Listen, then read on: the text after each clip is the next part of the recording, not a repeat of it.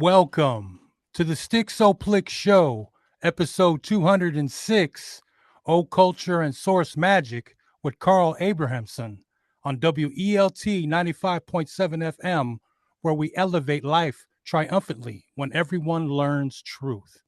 I'd like to thank you for coming out, Carl. Thank you. Very nice to be here. Thanks for having me.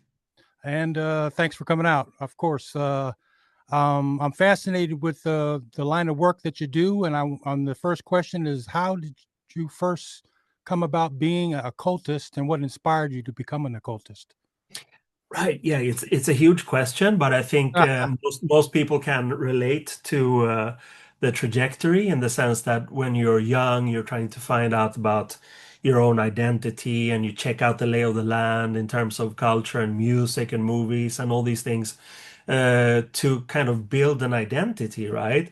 And then, of course, certain things are much more attractive than other things. And I'm thinking of things that are usually forbidden or not looked at so well by parents or school, slightly rebellious kind of Exactly. thing.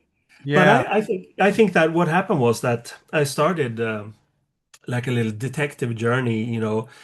If something resonated with me, whether it was music or a book or some kind of occult stuff, then I scratched the surface even more and looked behind, what people inspired these people, etc., etc. And when you do that, you build your own kind of spider's web in a way, where you're the spider in the middle weaving this stuff based on the flies that come into the Mm, web in a way.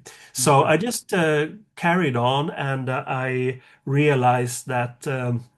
I wasn't quite like other people. I didn't like the same kind of bland mainstream culture. I wanted something edgy and hard, kind of transgressive or provocative.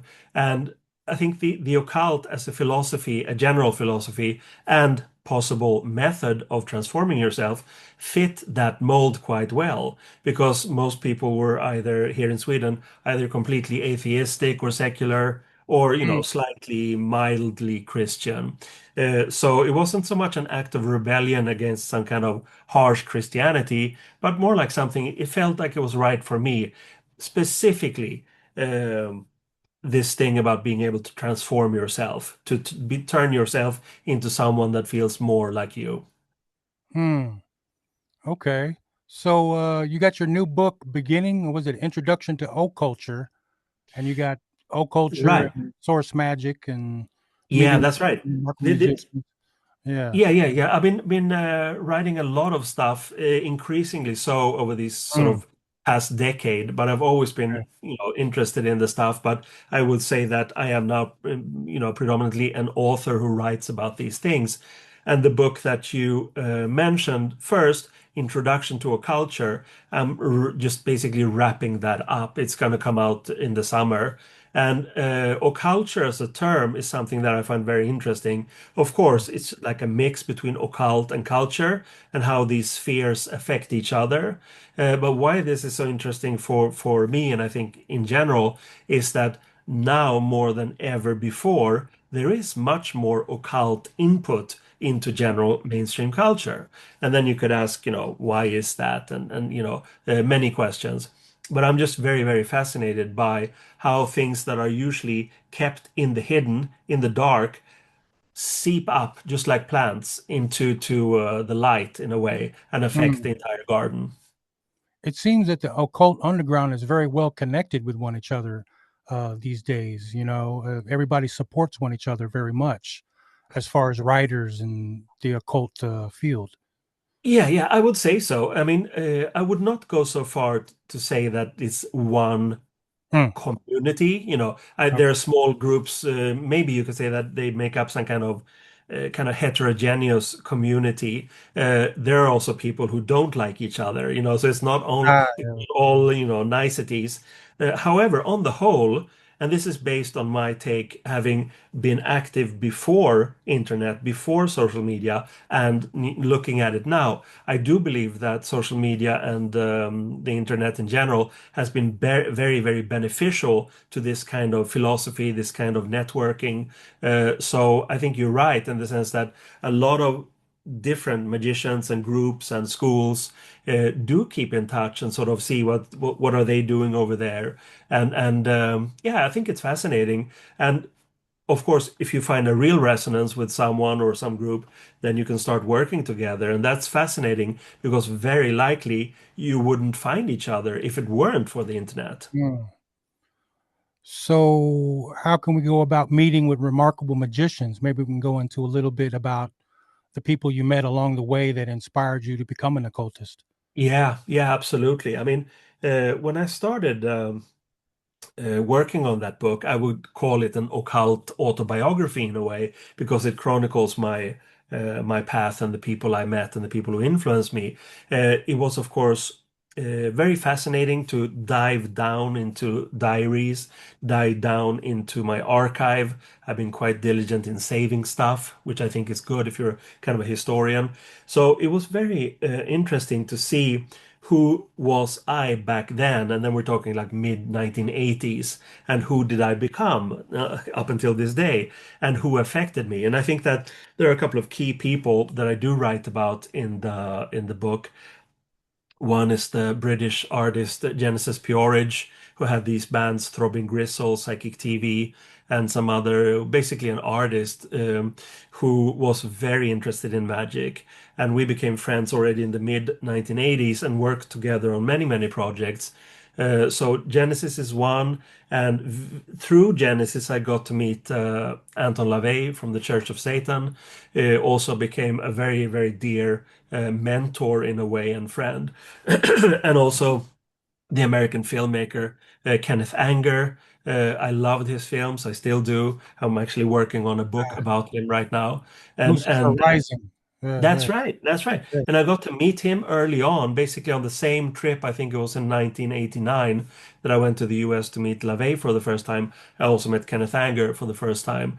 And he has been kind of a distant mentor in a way, Mm. inspiring me in terms of how you should always retain and keep your integrity as an artist and as a magician, and not allow yourselves to be drawn into trends or styles or group dynamics or politics or whatever. And there Mm. have been other people too as well, but in this book, Meetings with Remarkable Magicians, I tried to condense, because of course a lot of things have happened, what they told me and how I took that on in a way. And now that all of them are gone, I Mm. feel that it's up to me to synthesize what I was given and then move it onwards in And the to same carry the spirit. torch, so to speak. Yeah, yeah, exactly, exactly. And I think that's part of this tradition that I would claim that I'm in. It's a kind of, I would call it Luciferian or a Promethean spirit of enlightenment.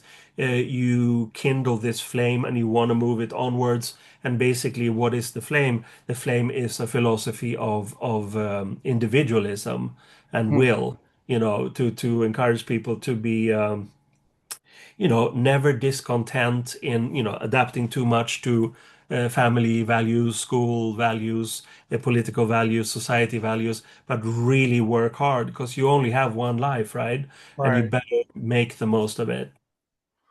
So, as far as culture, when did you start writing books actually? As far as Yeah, I think the first book that had to do with occulture in a way, that was an anthology of essays and lectures called Resonances that came uh, out in 2014. But before that, already back in 1989, I had a fanzine called The Fenris Wolf. uh, And that became a book. So it's been ongoing throughout the decades.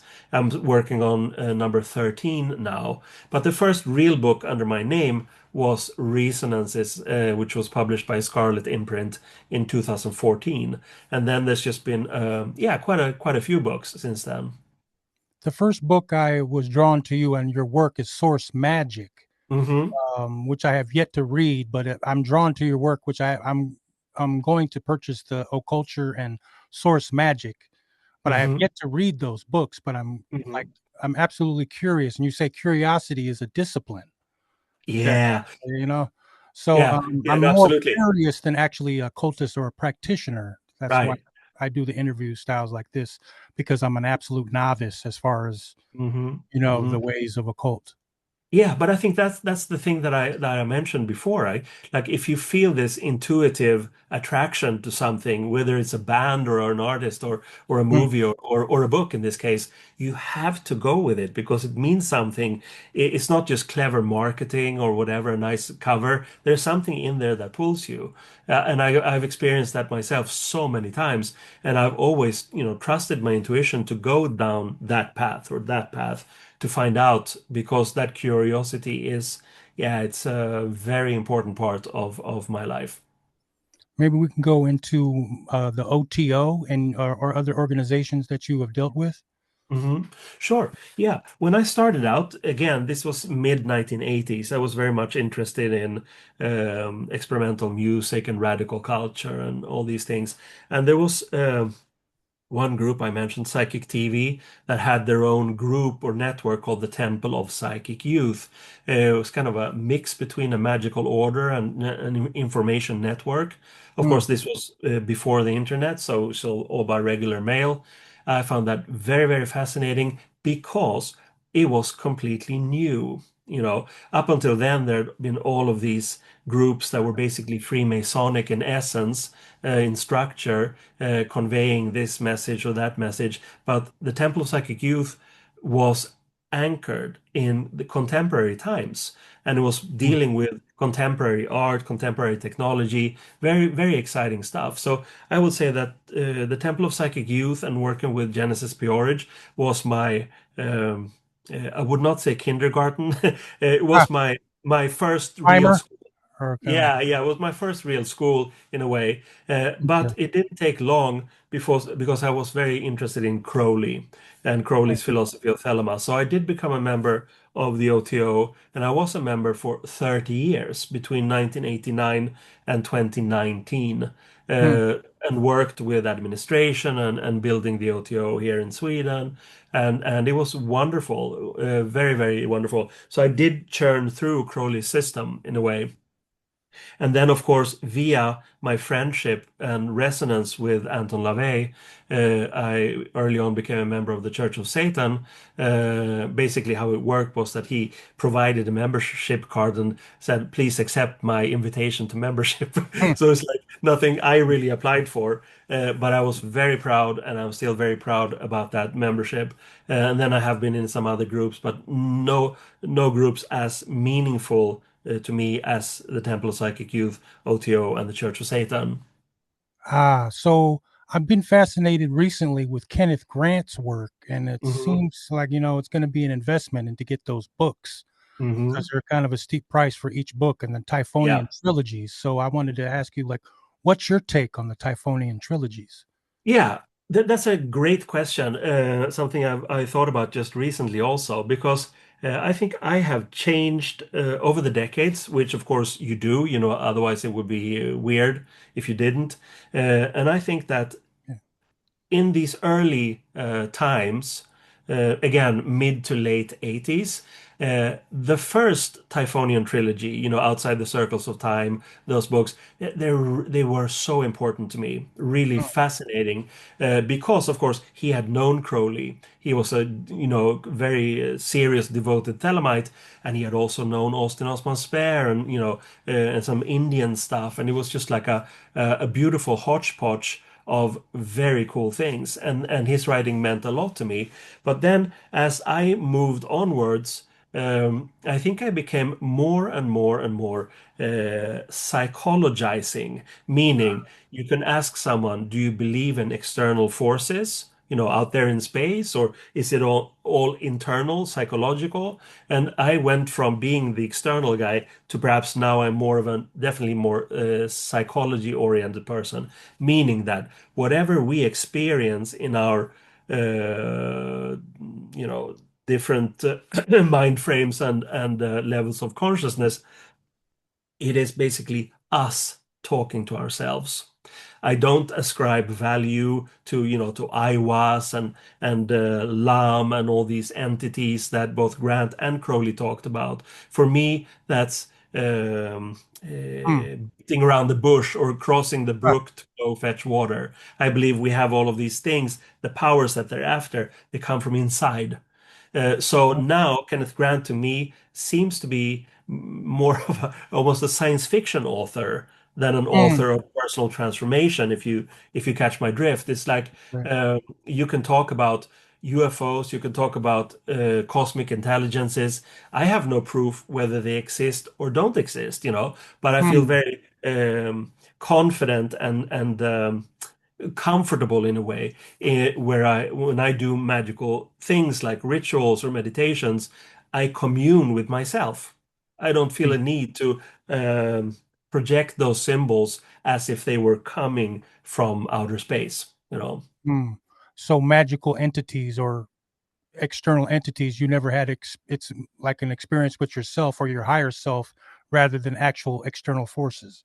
Yeah, or I might have interpreted them as external back then, but then in Mm, hindsight, when I look back at that, wasn't it only really me communicating with deeper or higher levels of myself? That's my position now, that I think we have an inherent need of transcending the rational mind, because when doing that, in ecstatic mind frames, for instance, we get knowledge and insight that we cannot get in the normal rational mind frame, because we mm, can't cogitate enlightenment. We can't think and think and think, I want to be illuminated now. That happens in a flash when the rational mind is turned off. And I think every human being, that's part of my source magic concept in a way, is that we have genetically that need as traces from really, really primordial Neanderthal times, when we had to truly fight or flight in the moment to survive, right? And the mm, shaman of the tribe, they went into some shamanic trance, and often the information was correct. I'm sure often it was also not correct. mm, But they trusted the shaman to help the tribe as such, because there was no science, there were no tools. You had to really react quickly to the dangers. And I think we are possessing that heritage, and it's making itself reminded every day. But most people try to put the lid on. They don't want to face that need in themselves.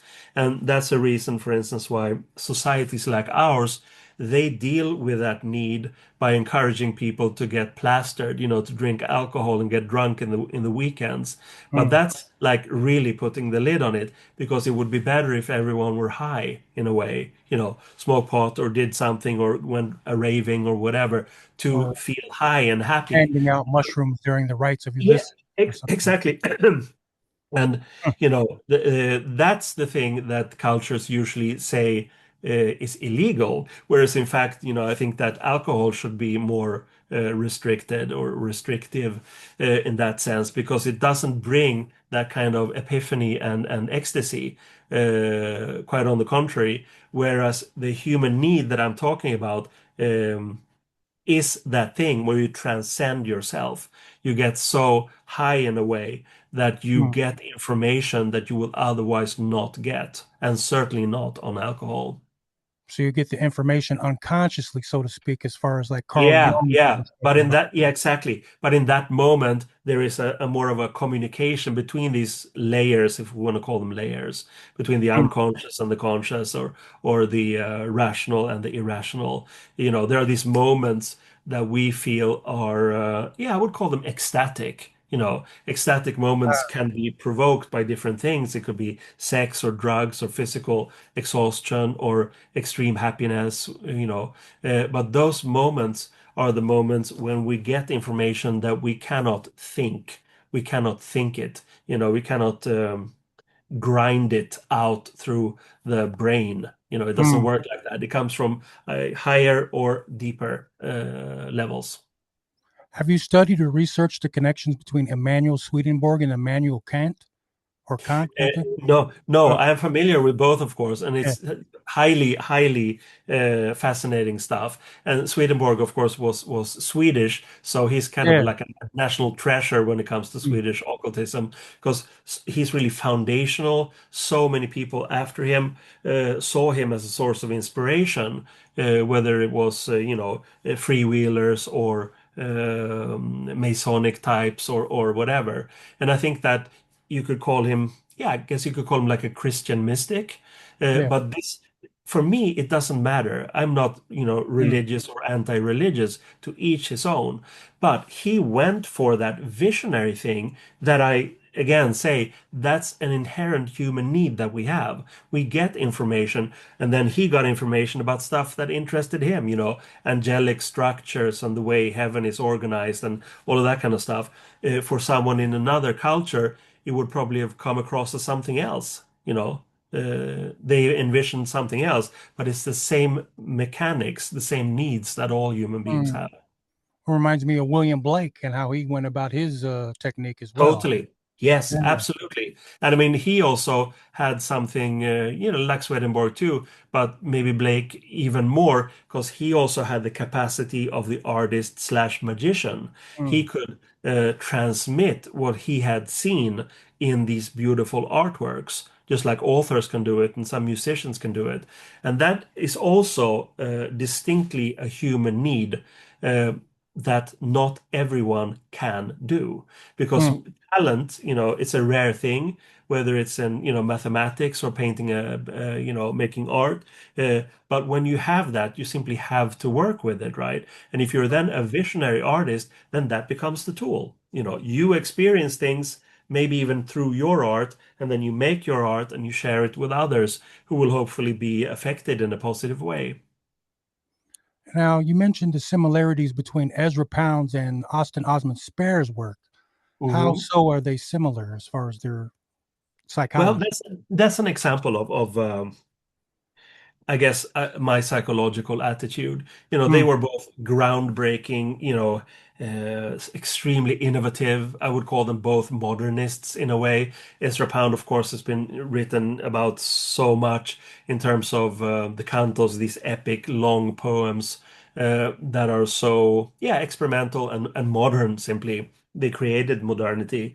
And Pound was the same way in the sense that he went inside and created his own magical system, again, using that with his extremely talented art and as a draftsman and a painter and everything.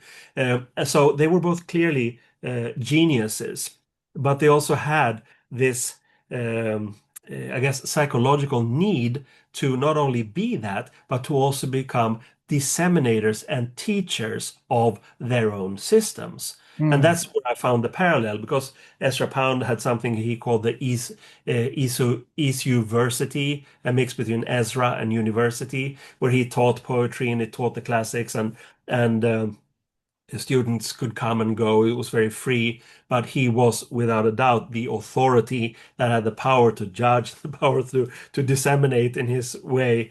Mm. And the same thing with Spare, although Spare was probably much more of a loner, but he created his own system of magic that affected, later chaos magic, certainly affected Kenneth Grant, certainly affected the Temple of Psychic Youth that I was a part of, and wrote books upon books upon books about this system in a way and about his views on magic. So that's the similarity. I think I call it sui genericism after the expression sui generis, without competition in a way. They Oh, were both really without competition, and I found that parallel between them, that their uniqueness, their sense of genius, that was not enough. They also felt a need to display it to the world as explainers, as mm. disseminators of their system. Okay. Going back to the mysterious entities, you're familiar with the 1918 workings of Crowley, where he said he Yeah. met like the secret ascended masters or something like that? Yeah, I mean, and many other things. Yeah. Yeah. I think that's something, I would never, criticize someone else who I know is devoted to the cause or the path. Mm. Uh, of their own doing. But personally, I was very inspired by that kind of stuff, like, Crowley's Book of the Law, for instance. Yeah. You could say that it's a good example. It was dictated by Aiwas, his holy guardian angel, in this working in Egypt together with his wife at the time. Uh, to me, I don't buy it. I cock a critical eye on it. I do believe it's a very beautiful, poetic, magical text, but it's written by him. Mm. It's his unconscious talking, whether in cahoots with his wife or whatever, doesn't matter. I don't believe I was this, Okay. hovered over them and told his wife what to say so he could write it down. So in that sense, all of those kinds of workings, which I would say, yeah, basically stems from like medieval times when people were working with grimoires and forbidden books of Mm. spellcraft and evoking demons to visible appearance and that kind of stuff. I find it kind of not ridiculous. I don't want to be condescending in that sense. Mm. To each his own, try things out, whatever appeals to you. But for me, it has no value other than as psychodrama, psychodramatic rituals where you Yeah. create a tension, and that tension of being in the forbidden dark, possibly demons coming out, that creates the change in your psyche, a mix of fear, anticipation, thrill, maybe sexual thrill even. That's the thing that triggers the insights. It's not something external that sort of jumps up from hell to teach you Mm. things. I don't buy Like the that. Goetia or the 72 Yeah, demons of the exactly. sun and stuff like that. Exactly. Yeah. They are very interesting historical documents. They are very interesting historical systems. And I do believe people have worked with them successfully, but I don't ascribe the success to anything external. I ascribe it to what comes from their own unconscious. So there's also like John Dee's system as far as the Enochian tablets and the scrying mirror Yeah, and things like that. yeah, What's your take on that? exactly. Yeah, Okay. no, it's the same take. Same thing? Okay. Basically, it's so elaborate, and the how should we put it? Basically, John Dee and his friend, they received, and as you see, I put this in quotes. Yeah, yeah. They Yeah. they received this from angelic sources, whatever that means. But they Mm. were working, of course, in a Christian context, and I'm sure they were Christians. But what they were working with, if a peasant or a witch would have worked with the same thing, and the authorities had gotten hold of that information, they would have been killed. But John Dee was a privileged, person at the court of Elizabeth I and could get away with these experiments. But Dee and his friend, they were also experimenting with psychedelic stuff. They were also experimenting with wife swapping, basically Mm. very modern things for that era, or controversial things for that era. And of course, when you transgress in those things, you're allowed to be naughty. You're allowed to be working magic, Green and wild beyond good and evil, so to speak. yeah, exactly. And not having to fear that some, soldiers or policemen would come in and hang Mm. you. I think Mm. that transgression is what triggers, again, the unconscious, that evokes these things. And because basically, I don't believe that any system comes from anywhere else. All religions are human made, all philosophies are human made, all magical systems are human made.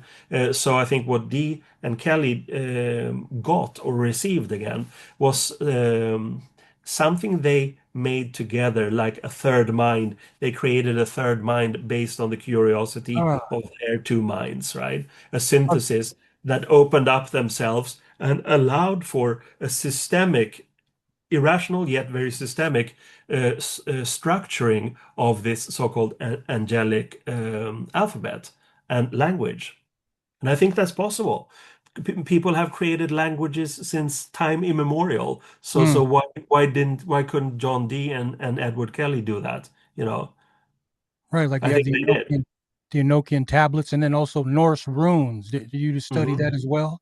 as far as Yeah, the yeah, room. absolutely. And actually, that's funny that you mentioned that. That's what the book that I just finished. It will be Hmm, out next year, and it's about a Swedish runologist who had very interesting theories about the origin of the Nordic magical runes. And it's not so in our myth here. We're even taught this in school, in the old myths and sagas that, Odin re again received the runes in a hmm, kind of self. Ritual where he was hanging in the world tree for 9 days and pierced by a sword, and in a trance he received the runes. And that's a beautiful story. I would say almost Christic, if you see, hanging and the spear and hmm, stuff like that, because you have to check the timelines. This is not from time immemorial. There were a lot of Scandinavians or Northern Europeans who were working within the Roman Empire. And this runologist's theory is that one of them or some of them were so affected by letters, by the Greek alphabet, by the hmm, Roman alphabet, that they saw was not only for public information, but also used magically. And that this person or these persons brought the concept back home, north, and then developed the runes based on that. And you can see that in similarities in shape between the runes and some Roman letters and some Greek letters, but also in this magical sense that the runes were from the very get-go up here used for magical purposes much more than for any kind of letter writing or that kind of sense. So there again, we can trace the magic and the construction of systems to a previous one, right? hmm. Because the Greek and the Romans, they didn't invent that either. You had the Egyptian before that and the Chaldean before that. You can always go back. I mean, not always, it stops somewhere, but it's a long, long tradition of meaning making, people Hmm. coming up with systems. And it's, the religious people can claim, well, God gave Moses the tablets, the 10 words of wisdom, whatever it's called, the commandments. The Ten Uh, but Commandments, right? yeah, yeah. Yeah. But hey, come on, which God? Is it the same God in India or China or, Hmm, each culture creates its own gods, right? And that God, if it is beneficial or benevolent, uh, gives the people something. So, okay, so you get language, you get magic, and you get structure, but at the same time, it is relayed not by the god him or herself,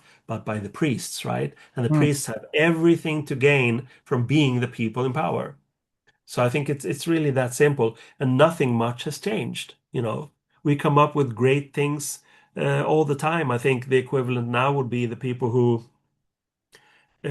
write code, for instance, come Hmm. up with new codes that affects those codes affect us without even us understanding it. It's true occultism in a sense, because Ah, everything is secret in these boxes that we have. You and I are talking to each other. You're in the States, I'm here. How the hell is that possible? ah, It's all code written by some human beings. certainly, people in the past would have thought this is magic that is Oh, happening. Yeah. yeah, and they're right. It is. Yeah. So, as far as Sweden's history, I noticed that you met and interviewed H.R. Giger. How was that experience for you? No, that I have not done. I Oh, you never met. haven't done? No, Oh, no. that's the internet thing that was Yeah, I think that misleading. I love Giger. I love his art. Oh, that's interesting that even the internet said that. Yeah, Google, but I that's meant to see if you, maybe yeah, it's AI. Someone has written a code yeah, not that's probably, perfect. yeah, yeah, yeah. Okay, that's a But mistake. anyway, Giger is a Yeah. fantastic artist, very symptomatic of someone in contemporary times who goes into his vision 100% and again brings it back to the culture. And I think he has affected culture a lot in terms of design, openness to this kind of aesthetic. I remember first being affected by it already back, I think in 1979. The first Alien movie was Yeah. based on designs by Giger. It's amazing stuff. Yes, yeah, that's fascinating. Also, what's interesting is like the Fenris Wolf podcast. Maybe we can go into that. How long have you been doing this now? The Fenris. Yeah, I would say only a little bit more than a year. But the Fenris Wolf, like I told you, it started out as a kind of occultural fanzine back in 1989, and then I gradually got it, more and more into book form, and I networked along the years, met so many wonderful and talented writers, and I still do. So it's open-minded. It's every issue is like a bouquet of contemporary and also historical magical writing, and I felt that since it takes so long to make a book, it's like every book is at least a year, usually 2 years, Hmm. that there needs to be something promoting it or providing a different kind of information faster. So I made a Fenris Wolf Substack, and on via that Substack, I do have the Fenris Wolf podcast.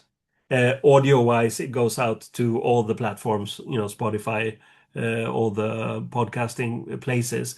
But the video is on the Fenris Wolf Substack. And to me, it's a great way of a faster, more immediate communication with people because I think that times have changed. People are not so reliant on books, especially if the books come only once every 2 years. Hmm. They want a faster kind of communication, and I try hard to provide that, create like a community, and it seems to be working. It's going better and better. And I love doing that kind of podcast, which is basically me yapping, lecturing about something, and I get good response from that. Do you do conferences and lectures or seminars as well, or you have Yeah, one-on-one mentorship yeah, classes and things like that? yeah, That yeah, absolutely. I okay. try to do as much as I can of everything, but of course, time there's Mm. not enough. Right. But together with my wife, we've had several conferences that we have called Psychoanalysis, Art, and the Occult, dealing with this sort of intersection in history and in contemporary times. And I lecture a lot. I've lectured at art colleges or occult bookstores, wherever. I'm very interested in that. And also online, of course. And I do. Kind of a mentoring program that I call the Source Magic Mentorship, Mm. in which is one-on-one with people online via Zoom, to help them, I won't say unlock, but help them unfold if they feel stuck or they have any kind of problems with their magical system in a way. I try to help them out on a very basic level, and sometimes it goes very, very deep and for long, and sometimes it's a very quick process. But I really greatly enjoy that. I feel like I am at this age and this stage in my life also a teacher. I love teaching. Mm. Writing about it, disseminating, lecturing, talking, whether it's for a crowded art college or a one-on-one communication with someone. I really like that. Okay. And as far as occult movies, you're a film director as well, right? Mm. So what maybe we can go into that a little bit as Yeah. far as what films you've directed. The Anton Yeah. LaVey movie or is it a Yeah, documentary? yeah, exactly. It's. I think I went to film school. Again, mid 80s, something like that. And I Mm. loved movies. I wanted to make movies, and it took some time before I got to make it. But I've only made like one feature film, like one. It's kind of like Oh, a psychological horror film. But I really love documentary films, and mm. I have my basic education or what do you call it is as a journalist. So I thought that what if I combine all of these things? Basically, I talk to interesting, creative people, but instead of just having my notepad and a pen, why not have a little video camera there as well? So I've made some artist documentaries, and there are many more in the works. And then when I felt that I found a good form, both for the production and the finished film. I thought that, wow, this is very interesting. I could also do that with the occult stuff. And so, of course, I had done one with Genesis Peorage, who was both an artist and an occultist. But then I realized that, wow, Kenneth Anger is growing old. So Mm. let's make a film with him. So I did, shot in 2014 and 2018. And then, of course, the the gem, the film I've loved the most to make, is the one called Into the Devil's Den, which is a documentary about Anton LaVey from a very personal point of view and a personal point of view of other people who met him at about the same time as I did, late 1980s and throughout the 90s. Hmm.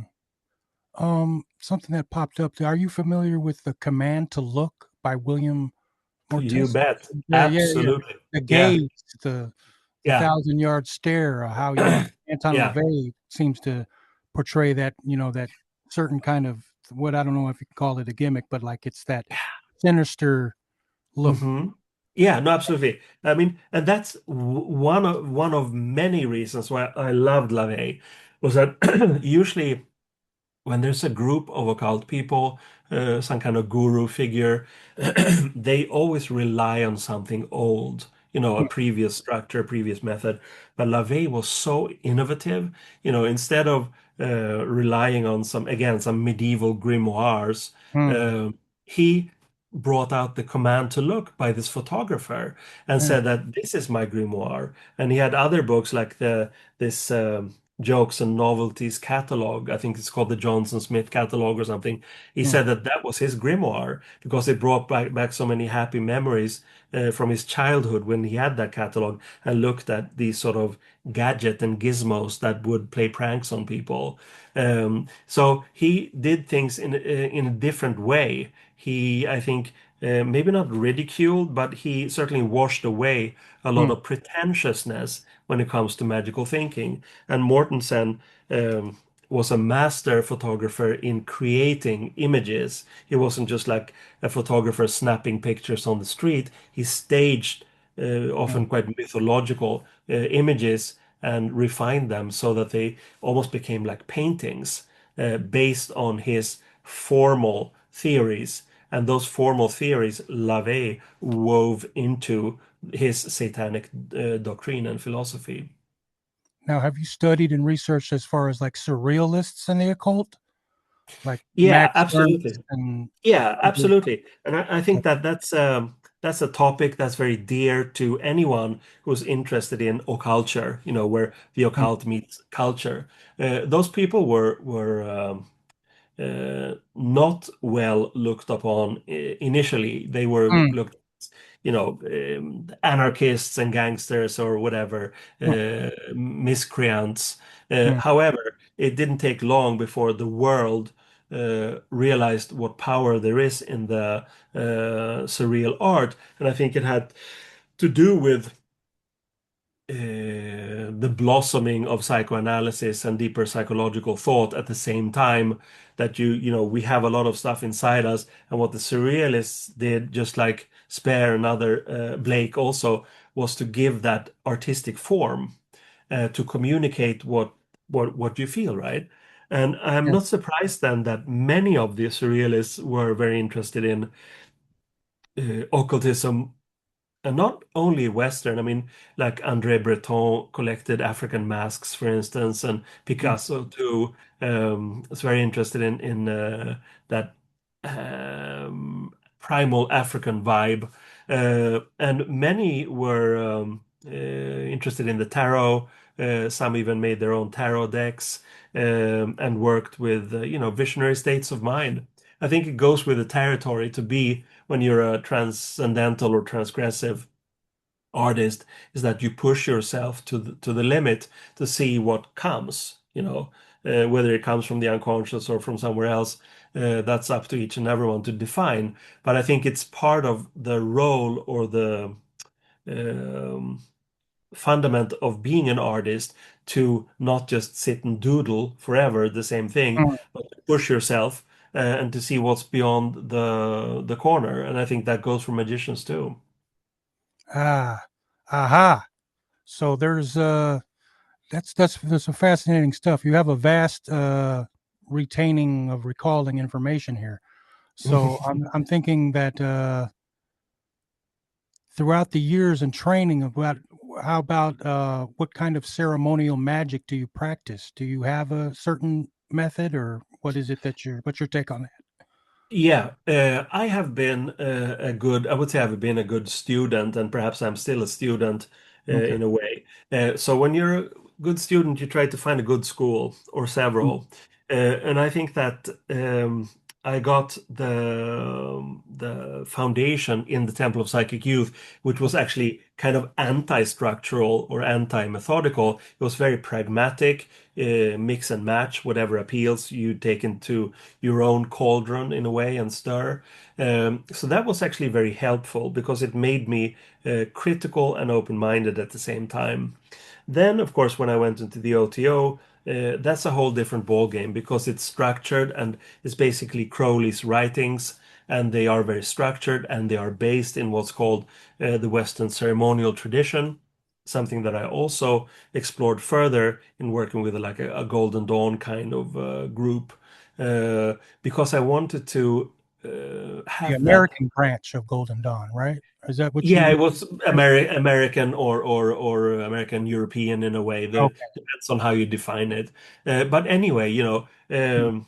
they were caretakers of a system that I was interested in. So I think that, and then of course you have the LaVeyan stuff, which is very creative, has a different, I don't know, drama to it, and there have been some other things too.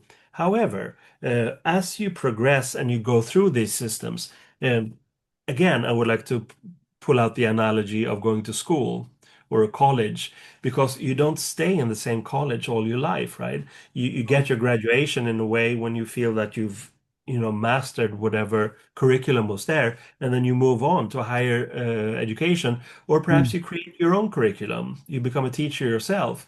And I think that where I am at now, my magic is more or less, I will say more or less 100% my own, and Mm. some things are secret. But for instance, I, as an author, it sounds so silly. I identify as an author. I mean, basically, I am an author, so I have my preferred tools, and it's not so much a computer or the internet. It is pen and paper. I still write a lot with pen and paper. So if I have a fetish or a fetish projection on something like a totem, it would be my collection of pens.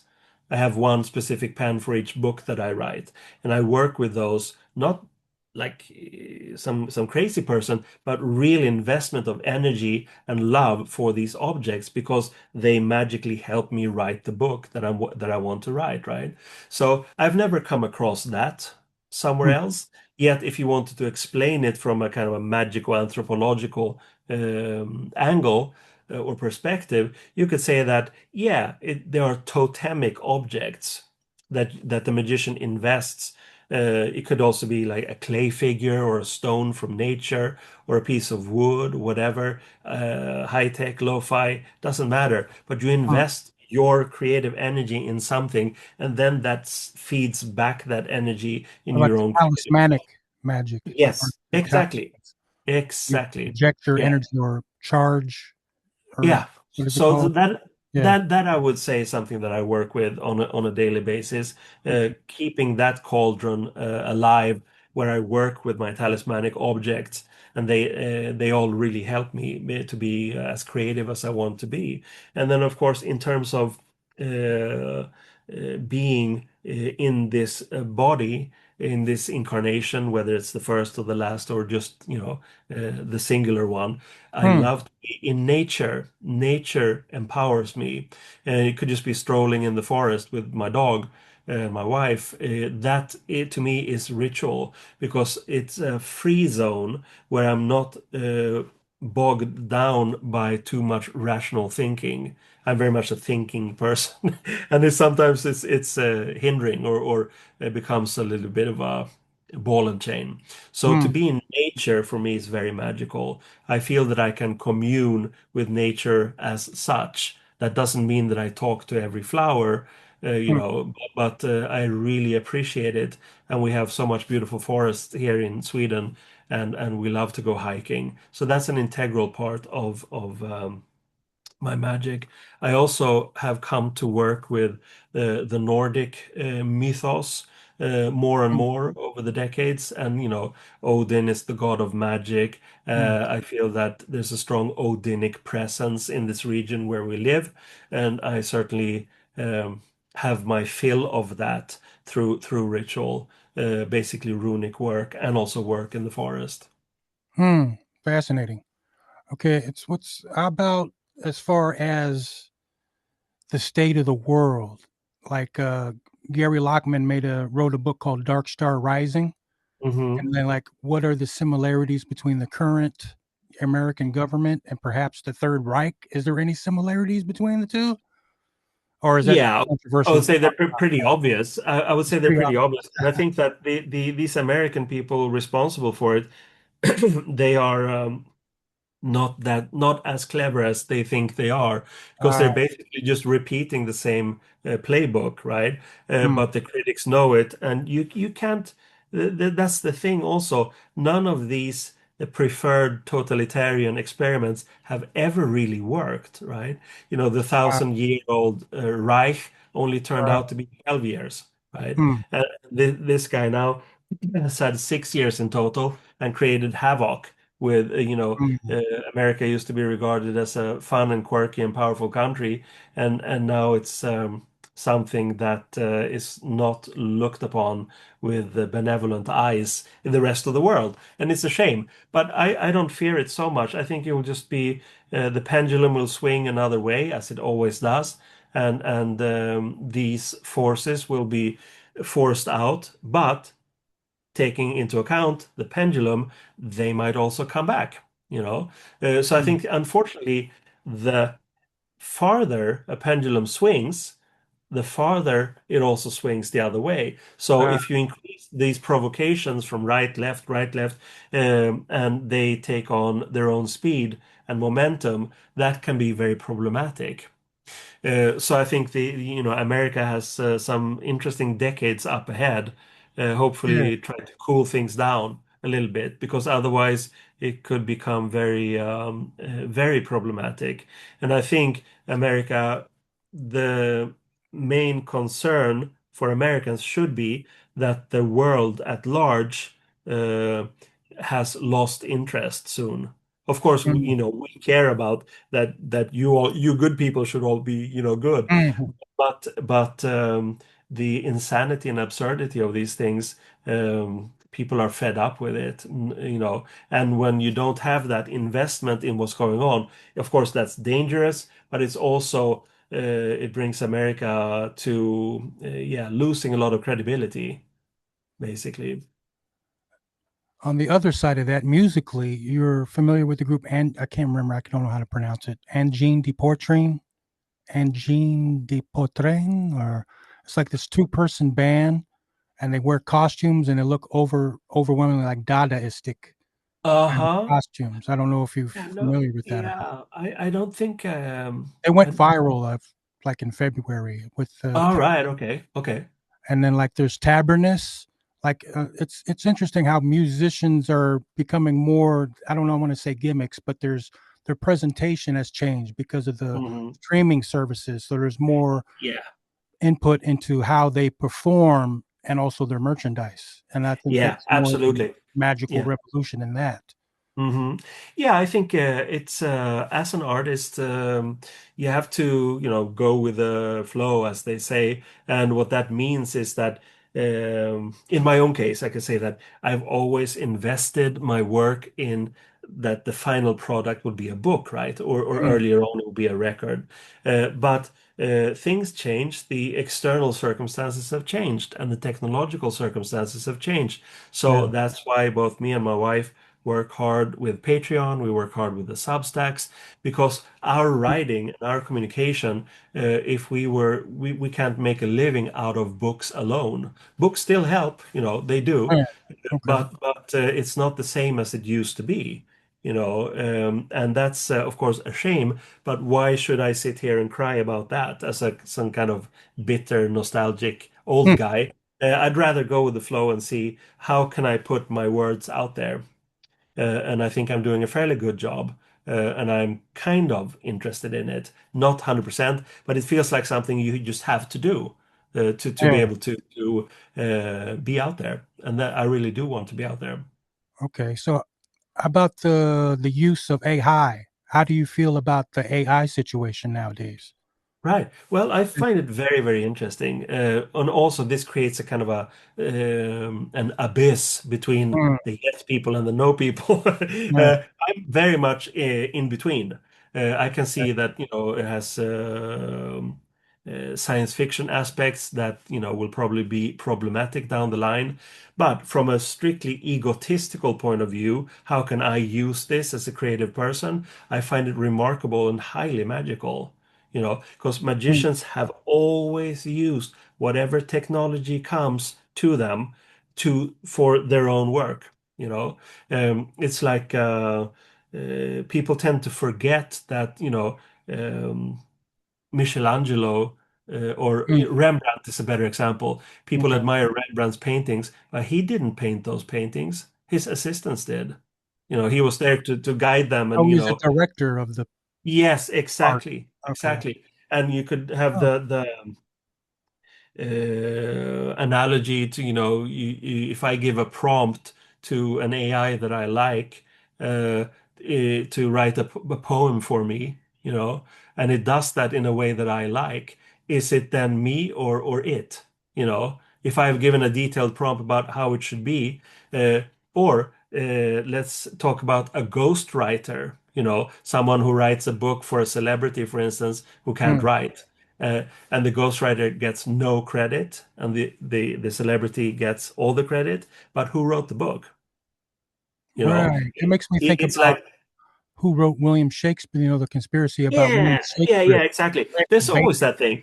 There's always, Mm, someone who has an idea, and that person can or cannot manifest that idea in a traditional way where you do everything 100%. It's you. But what if someone else helps you? And you share the royalties, or you don't, whatever. That's besides the point. But is something ever 100% you as a mm, creative person? I'm not so sure. That's why I think I would say that I'm playing with it. I'm trying things out, and so far I'm very, very pleased, actually, especially not so much with the creative stuff, but when it comes to structuring work. You know, okay. when it comes to structuring a lecture, structuring an essay, structuring a project, structuring a book pitch, is kind of invaluable, has become already in a short time. And I enjoy writing myself, so I cannot see that it would take over in any way, that I will simply be a prompter. I want to write. But in Mm. terms of structuring and marketing strategies and information findings, and it's really kind of great, actually. And, speaking of structure of creative work, maybe we can go into the cut up method as far as Hmm. William S. Burroughs and Brian Geison's method. Hmm. What's your take on that? Yeah, no, it's has been very important for me. And funnily, my wife and I are currently having like a 4-session class Okay. online about the cut-ups, the history, and how to apply them for artistic purposes. And I think why I felt a strong resonance with it in my formative days, again via the Temple of Psychic Youth, because those guys, Burroughs and Gysin, and the cut-up method were part and parcel of that environment and of that group, and the Mm, work we did in writing, in making music, making art, basically giving chance a chance to use random factors to affect your creative work. So you don't think I'm going to write a poem, it's going to contain these words, but in actual fact, you take someone else's writing and you cut it up and you reassemble it in a random way, and that becomes the poem. And that opened my mind to, yeah, new spheres in a way of creativity, but also of magic, because you can imbue this process with a lot of magical intent. And it can also be used in basically any art form, filmmaking, writing, music, allowing accidents to happen, just to have that uh, random um, um, It's kind of like what Miles Davis said. There are no accidents and there's no Uh, mistakes. Yeah, yeah, You yeah, make the yeah, wrong absolutely. notice about the Yeah, next note after. absolutely. Yeah. Yeah, yeah, exactly. And I think that you have to invite this attitude because again, the rational mind tries to protect itself basically from unconscious things Hmm. emerging or external accidents happening that could actually be very beneficial creatively. So yeah, the cut-up method in all its endless potential applications and implications has been a technique that I don't use it as much as I used to because again, I feel that I'm so happy when I simply write, but I do also feel that I have been very affected by the process and its results that it's inside me in a way. I have opened myself up a little bit more, I think, by using the method for many, many decades, so that I now have integrated it like some kind of second nature, if you know what I mean. It's like Ah, yeah, yeah, yeah. free-flowing It's like language autopilot comes kind of deal. without me having to do the stuff. Ah, so unconsciously, consciously, unconsciously, Yeah, or yeah, yeah, something like that of that yeah. nature. Introduction to Occulture, is that book out yet? And that's your latest book. So when is that No, released? it's also I'm wrapping it up. Okay. It'll be out in the summer. I would say what is it now? Probably July then, because there's still some details. And that book is about my definition of what occulture is, taking a lot of historical examples and key people and basically trying to define it because.